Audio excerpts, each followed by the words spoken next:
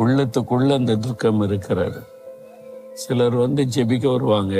என்ன விஷயம் சொல்லுங்க, ஜெபிக்கிறேன்னு சொன்னா ஒன்றும் சொல்ல மாட்டாங்க, அமைதியா இருப்பாங்க.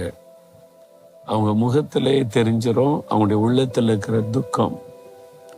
அவங்களுடைய முகமே காட்டி கொடுக்கும் எவ்வளோ பெரிய துக்கத்தில் இருக்கிறாங்கன்னு சொல்லி. சமீபத்தில் அப்படிதான் ஒரு திருமண நிகழ்வுக்கு நான் போயிருந்தேன். ஒரு சகோதரி ஜெபிக்கணும்னு நின்றார்கள். ஒருவராக ஜெபிக்க வந்தாங்க, இவங்களும் நின்றார்கள். அவங்கள பார்த்த உடனே எதுக்கு ஜெபிக்கணும் ஒண்ணுமே பதில் சொல்லலை. ஆனால் அவருடைய முகத்தை நான் கூர்ந்து பார்த்தபோது ஒரு பெரிய துக்கம் அவருடைய உள்ளத்தில் இருப்பது தெளிவாய் தெரிந்தது. அப்ப அவங்களுக்கு என்ன ஜெபிக்கிறதுன்னு நான் யோசிக்கும் போதே ஆண்டவர் என் உள்ளத்துல பேசினார்.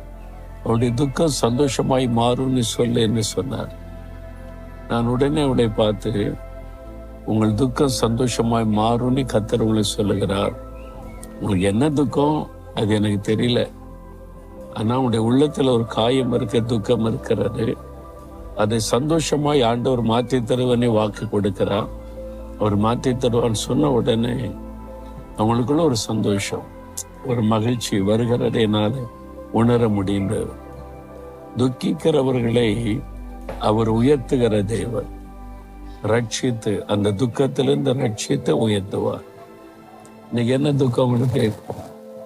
கடன் பிரச்சனையா? பிள்ளைகளை குறித்த துக்கமா? கணவரை குறித்த துக்கமா? நஷ்டம், இழப்பு, தோல்வி, ஏமாற்றம், ஏதோ ஒரு காரியத்தை குறித்த துக்கம். யாரோ ஒருத்தரால உண்டான பாதிப்பு, காயங்கள், அதனால உண்டான துக்கம். துக்கத்தினால மன சோர்ந்து போய் இருக்கிறீங்களா? உங்களோட தான் ஆண்டவர் பேசுகிறார். நான் உன்னை ரட்சித்து உயர்த்துவேன்.